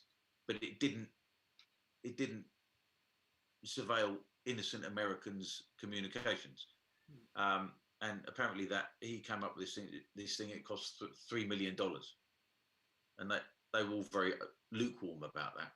And then 9/11 happened, and they came up with this other thing which cost $100 million. So they got $100 million from the Treasury, and they just watched everybody. Now, and of course, the thing about that is that he said that they would have spotted the 9/11 bombers, the Boston bomber, the shoe bomber. They would have spotted it, but because they ended up just having too much data, so they didn't spot anybody. So it didn't even do the job it was meant to do because there was too much data. So there is, I'm not clever enough to know this, but there are ways of doing it. And he came up with this way, and he came up with a way of just looking for the bad guys without snooping on every single American. Yeah, I mean, do we know what actually happens to our ANPR?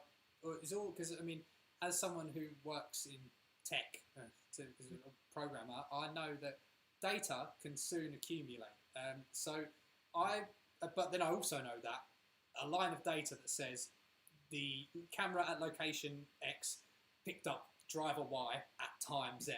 And that is only a couple of bytes of data. But I also am aware that it can exponentially grow. Do we have any indication of what exactly happens with ANPR data? Is it catalogued forever, or would you think not forever? No, I mean, I'd have to to refresh my knowledge on how long it's supposed to do, but I think it's at least 12 months.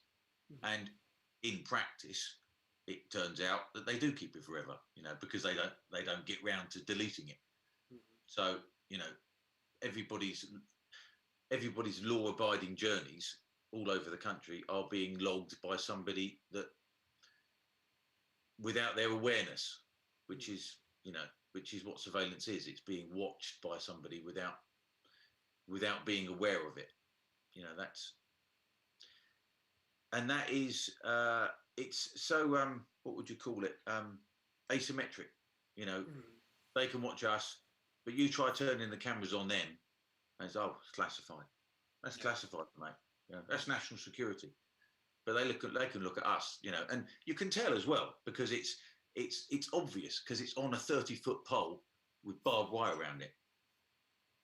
Because they know that people, given the chance, they take it down.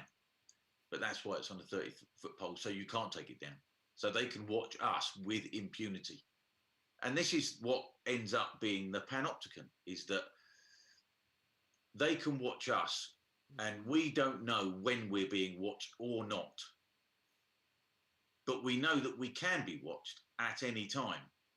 And so what ends up happening is that we end up modifying our own behaviour. So therefore, eventually, the surveillance is not needed, because we just behave ourselves. Well, I mean, would you argue that, I thought of maybe an interesting parallel, is that in a secular society with increasingly less religiosity, the surveillance state is proving to be an omnipotent God that what many would argue in our Western societies now we're losing. And again, I'm an atheist. We've talked about this before, but I also like to think I'm a very moral person. But there is a large percentage of people who would say that morality is given from religion. And you would your description there of the surveillance, the panopticon, and people modifying their behaviour based on the fear that someone is watching them, whether or not they know they're not, sounds an awful lot similar to the fear of God, the fear that you are being judged. It's an interesting parallel, but I don't really think I don't sort of agree with that comparison, really, because Lord God Almighty is Lord God Almighty. If you're a religious person, you're being watched all the time, and that's how you modify your own behaviour. But that's God. That's not Her Majesty's government. That's not Matt Hancock and Boris Johnson. This is, or Sturgeon, if we keep it tied into the Scots. Exactly. Or Nicola Sturgeon. So there's religious people accept that as being part of the way they behave. Maybe that's why they behave, or maybe or maybe it isn't why they behave. But the trouble with surveillance is, and with that argument, is it says that you'll be a good person because you're afraid of getting caught out. Not you'll be a good person because that's the right thing to do. And it worries me how the young in particular have just got so used to a world without privacy. They just accept it. Well, I'm 31 and I value my privacy with internet stuff, but that's because I'm tech savvy and that's my income and my living. So I'm sort of aware of it, but I know many, many, many people my age, and especially younger, the Gen Zers, who are completely willing to throw any internet privacy away. Now, I obviously was born in an era where mass CCTV was the norm. I have been completely normalised by it. I see that as normal because I haven't known anything else. Again, when we were chatting about the EU some time ago, when Brexit was happening, which it's happening now, but we can argue about whether or not it's going to happen. But that was something that I'd always been used to. But now, as I said, privacy is becoming less of a concern to more and more people, and we should rightly be worried. I think we sort of getting to Q&A time. Okay, sure. So we're gonna take some questions from the audience. Let's hit it up. There's quite a lot in the feed. Let's see. Have we got? I'm relying on you at the moment, so I can't see. Okay, atheists are amoral by definition. Right. Well, I suppose. Do you want to take that, or should I? No, I think you should start with that one. I think. Okay. An atheist is again, if we argue in semantics, yes, I could agree with you in that sense that there is no moral framework for atheism that is enshrined in any doctrine. But there is a framework that runs deep within inside all biological beings, and that is the evolutionary framework. Now, I mean, you might have creationists on this channel, you may not, but most of society has come to the conclusion that we are an advanced form of primate. If you look at our nearest cousins, the chimps, they don't have a religious framework that we know of. They may have chimp gods, but it looks quite unlikely.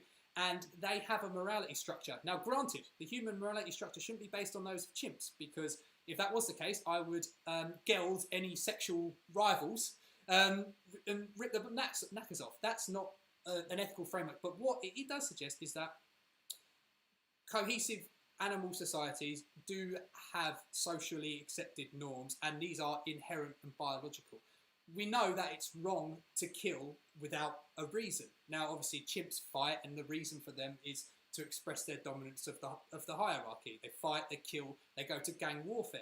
Now, that is an evolutionary benefit in the sense that a chimp community can only be so large. If there's another chimp community over there, you have to fight for the territory. Otherwise, if you don't fight, you will be, there's not enough food to go around, blah, blah, blah. So there is that. But you'll also see in these societies caring, empathy, love, and solidarity, especially within that individual chimp tribe.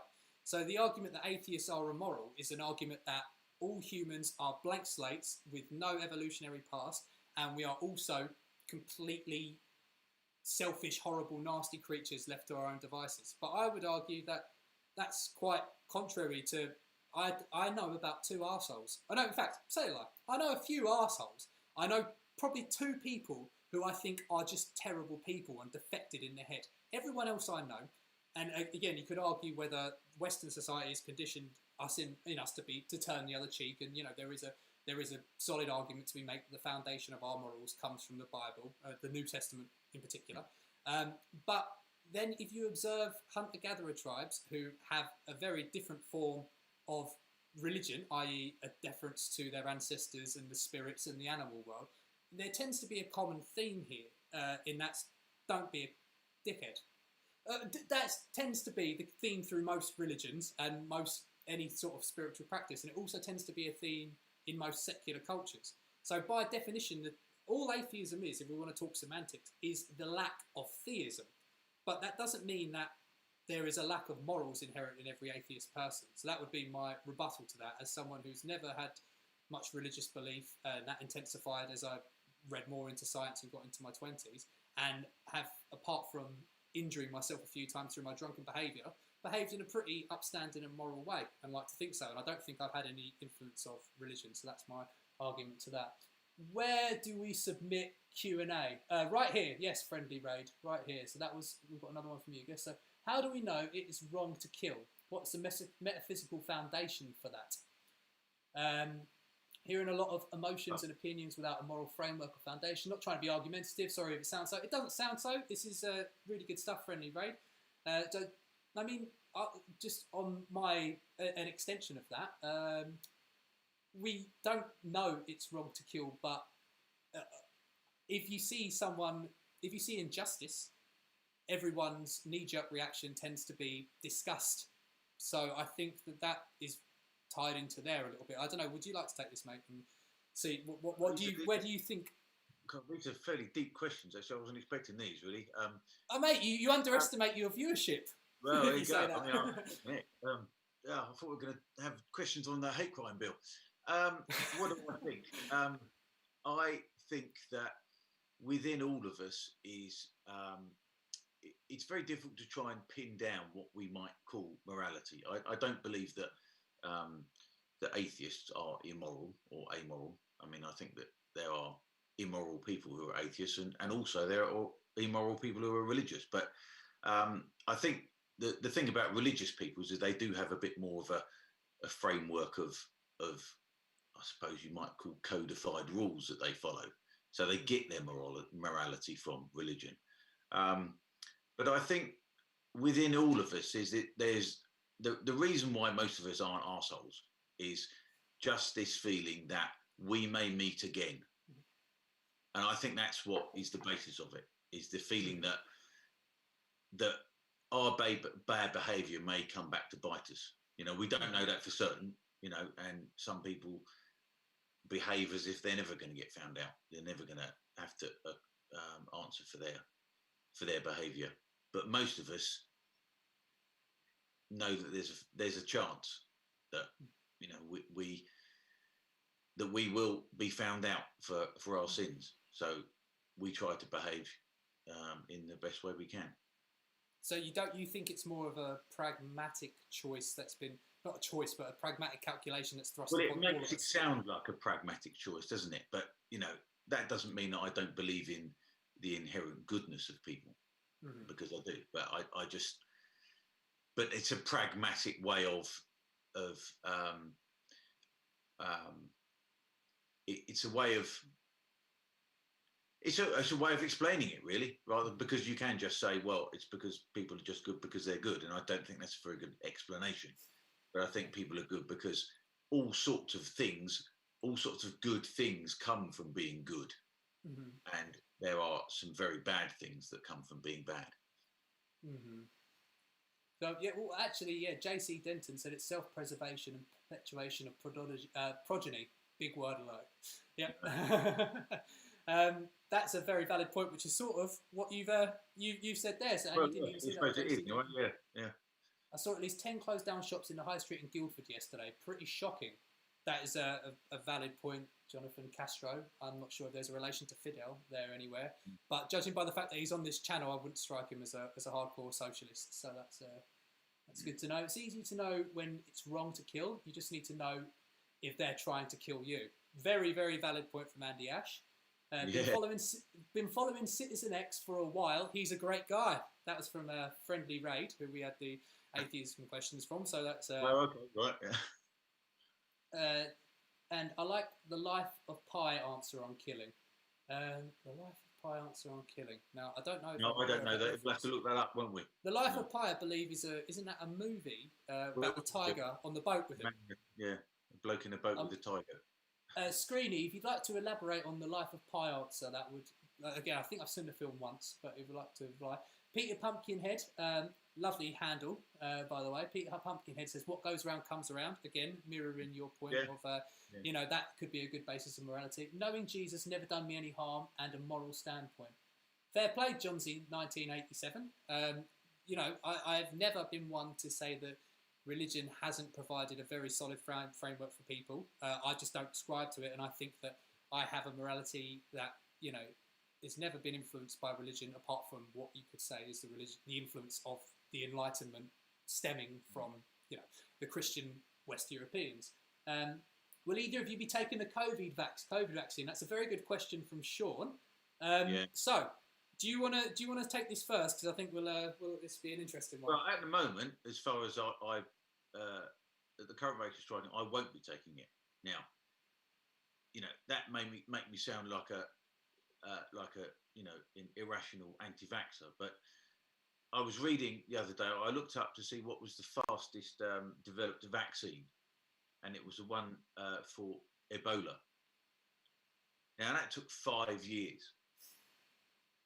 It took 5 years to do that, and that's a pretty nasty disease, you know, so, by all accounts. You know, so you're not telling me that wasn't urgent to try and do that. And now they're talking about, what are we, like 8 months into it, and they're telling us there's a vaccine right around the corner. Now, you know, I don't want to besmirch anybody particularly, but that to me doesn't sound like, you know, 7-8 months doesn't sound like that's very safe to me. You know, when a bit before I was born, there was the thalidomide thing. Did you hear about that? It was a scientific trials that ended with like severe birth defects for those who short arms, like, you know, hands growing out his shoulders and stuff like that. And that was it was something to do with easing pregnancy pains, I think, something like that. And I don't know how much it was tested, but I'm just saying that's an example of how things can go catastrophically wrong. Yeah. Now, one of the ways they make vaccines safe is that they test them over a long period of time. Now, if somebody's come up with a vaccine after 7 months or 8 or 9 months or whatever, and telling me it's safe. I'm not sure I'm going to believe that. Yeah. I'm not sure I'm going to have an awful lot of confidence in that, unless, of course, to take it down another avenue, that there is already a vaccine. Right. I don't want to go down that road. I mean, I mean, we can have a little step down there. What do you mean by? I've never heard the theory that there's already a vaccine. Wait, I get what you mean. You mean that the virus has been around for a while, the vaccine has been planned, and it's going to be dropped on as soon as we've given away our liberties. Yeah. It's an interesting narrative. I mean, I don't think it's incredibly likely, because again, my problem with grand conspiracies is that the amount of people involved who have to be shush. It seems implausible, but it's interesting. Conspiracy. I mean, the other thing about that is that that there are rumours. Now, I haven't seen anything certain that the people supplying the vaccine will be given immunity from prosecution for anything going wrong because of the service they've given to society by providing the vaccine. Wow. Okay, that's that's a bit scary. That doesn't sound very safe. That doesn't sound very safe to me. So I won't be taking the vaccine. Okay, that's a good answer. I'll quickly do it because there's a lot of other questions. But my piece on it is, yes, when you take the Zika virus, not Zika, the Ebola virus, and the 5-year time span to do it, that's quite terrifying. My counter argument to that would be the Ebola virus wasn't worldwide. It was severe enough that, had COVID killed as many people as Ebola did in such a short amount of time, I think border controls would have been a bit tighter on it. Had China responded, maybe even I think China would have locked that down a bit earlier if it was as bad as something like Ebola. Now, Ebola tended to be in a few isolated West African countries, if I'm not mistaken, and it spread. But was there the economic and social? And again, this is the dangers of a heartless capitalist society. There wasn't the desire. Most people, in the West, would have thought, you know what, it'd be nice if those Africans are suffering. It'd be nice if we cured that for them. So they trundled along. And but it wasn't vaccine out. No, there was a few countries in a part of the world that, as much as we have empathy, there's only so much you can care, especially with your wallet and your time. And once it happened to the world, then the world's scientific teams have been shit. We need to do this, and there's been a concurrent race around the world fueled by, and again, this is probably a negative for anything where there's a huge financial reward for the person who gets the vaccine. They're probably going to cut a few corners, so I will concede that ground. But the development time might have been sped up significantly because of the amount of demand for it. Yes, because of the urgency, the urgency and the amount of demand, and again, a counter to the thalidomide, how do I pronounce it? Thalidomide.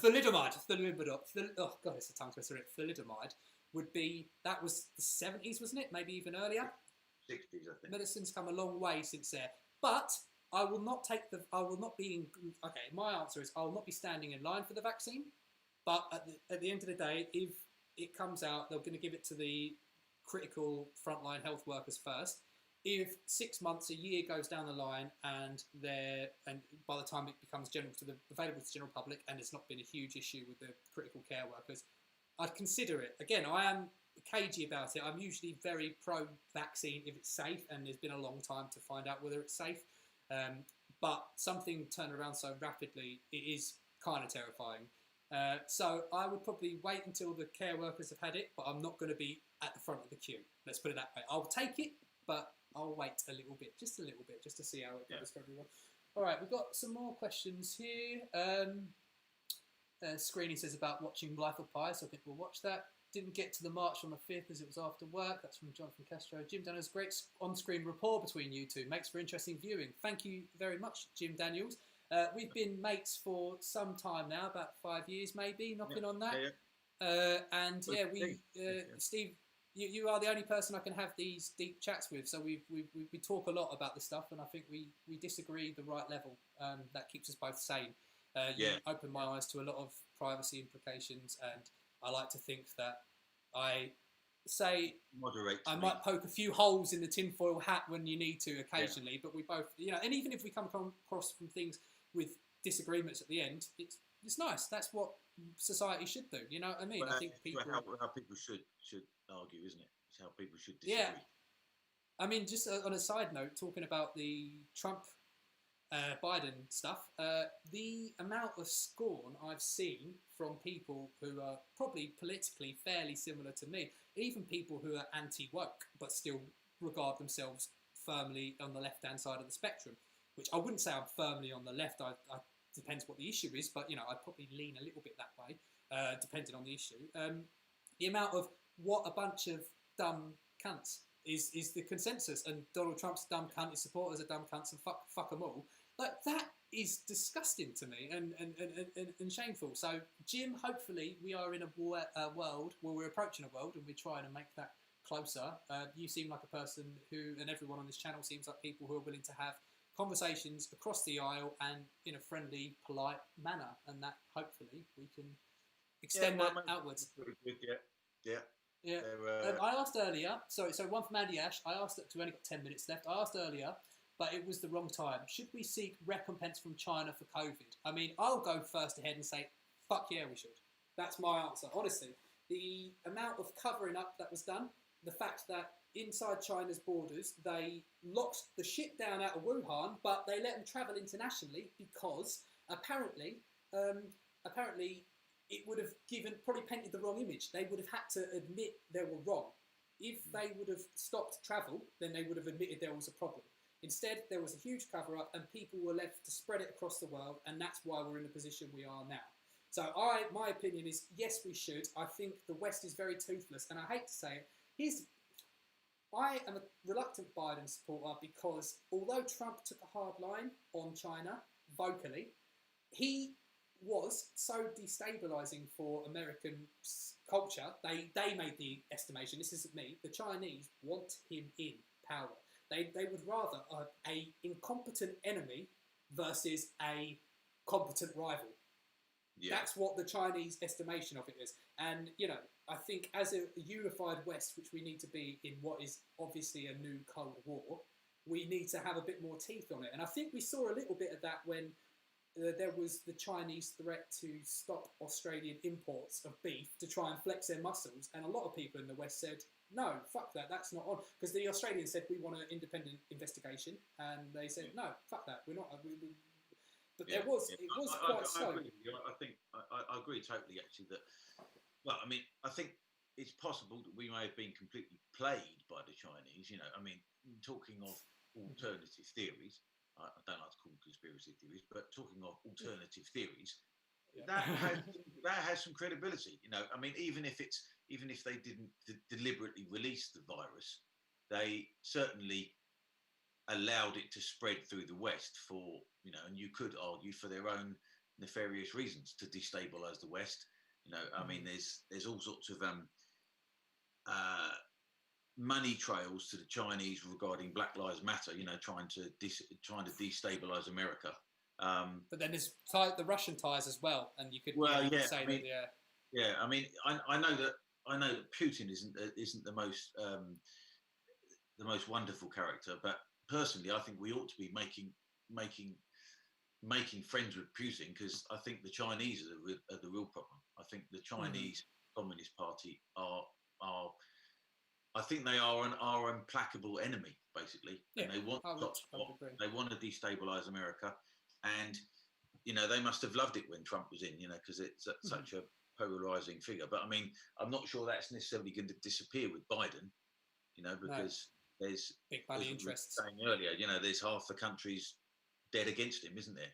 So, and this is why America needs to find some centre ground, really, because if America ends up in civil war, we're all in trouble, and the Chinese will take over. We are fucking really up shit creek if the Americans, don't provide some sort of united front, and I would urge any Americans that are listening, you've got to find some way of getting on with the other side. It's important for us, not you lot, whether we like it or not. America is still the leader of the free world, and we need America more than we ever have. So it's the echoes from Rome are felt at the farthest outpost. It needs to keep itself together. We don't want the Chinese in charge. So all you Americans out there, try and find some common ground, really, because we really need you. Yeah, so, very. We need you after Brexit. So yeah, so we double need you. We need you as a united front against the new Soviet Union. We can call them that. I mean, they're basically a Soviet Union, except they've embraced free market capitalism, so they're even scarier. Because I say free market, it's state-sponsored capitalism, but they're utilising the free market against us. So yeah, some very interesting points. I would definitely agree with Andy Ash, though. I think we both would. I don't see how. Okay, there's quite a lot here. Shit, there's quite a lot. Okay, we've got 5 minutes left. There's fraud happening in places in America, and the reposts keep rolling in. This is treason. We've sort of talked about that a little bit. I wish I could say that Chinese negligence would be enough to wake people up to the regime, stop purchasing Sino-produced good, but this clearly hasn't happened. That's from the Druid. I would agree. China is making bank off the virus. I would agree. And when buying everything online right now from China, we are. So yeah, I would also agree on that. Wish I had invested in cotton from Screening. That's a valid point. We have Friendly Raid. What Russia ties? My ties wouldn't say financially. My ties about, I think we're referring to Black Lives Matter and the ties. The ties have been that Russian troll farms have set up pro-Black Lives Matter group, as well as other groups, but they've especially been invested in Black Lives Matter, and even years before, like the new second wave Black Lives Matter, back in the glory days of 2016, I think it was, maybe 17, maybe even 15. No, it was 2016, 17 was the first wave of that. And they realised that this was a very polarising issue for people, and they riled people up in a sense of pride for their in-group, in a way to rough them up. So I don't think there's many financial ties per such. I don't think that Russia bankrolled Black Lives Matter, but I do think they're pouring gasoline on the fire and have been for a very long time. That's what I meant about the Russia ties. I'd rather sleep with Russia than China, but I'd rather not sleep with any either. That's from the Druid, and I would agree. I actually had a thought the other day when there was quite a bit of furore. It was a couple of months ago. East Russia, I don't know the whole story, but there was quite a strong anti-Putin sentiment in East Russia. I think it's because he convicted a very popular politician there, local politician, of murder, which the charges seemed frivolous, and there was big anti-Putin demonstrations there. And I did think to myself, wouldn't it be nice if Russia joined the rest of the free world finally? There was enough resentment in Russia. They'd make a very good ally, and the Russian people were very strong, proud, good people. And I think also, just to, I know we probably shouldn't have to say this, but just to, for the sake of it, when I direct any ire at the Chinese, we shouldn't have to say this, but I will say this. This is meant at the Chinese Communist Party. I think Chinese people are fantastic, and we're all humans, and the woke militia have made us say this. And the Hong Kong Chinese have been an inspiration. I mean. Oh yeah. I mean, I go up when I protest, and the old bill get pretty leery. But when I got arrested, I was just, it was an inconvenience. I didn't think I was going to get beaten to a pulp in cell. But in Hong Kong, they have to be really brave to protest in Hong Kong, and there's still ones doing it. Exactly. Still doing it. So shouldn't have to say that, but it's probably good to say it anyway. Screeny raises a very valid point of Google interfered more than Russia and China. I would say that that's pretty valid point in a way, by choosing selectively what information goes. The counter to that would be that Google prioritise, for the most part, what you see based upon where you are and what your political leanings are, and they're trying to show you more of what you want, not necessarily their narrative. Now, I think that there are certain instances where the Google have, obfuscate things, but generally I think that's less nefarious and more greed. That's the reason that Google have done that. I would say Twitter, though, have meddled a lot by, taking very strong lines on what opinion. I was very disappointed with the Hunter Biden stuff. Very, very, very disappointed with the Hunter Biden stuff and the position that Twitter took on it. And Facebook and all these tech giants, because they are, it's a valid story. Yeah. And, here's what it is.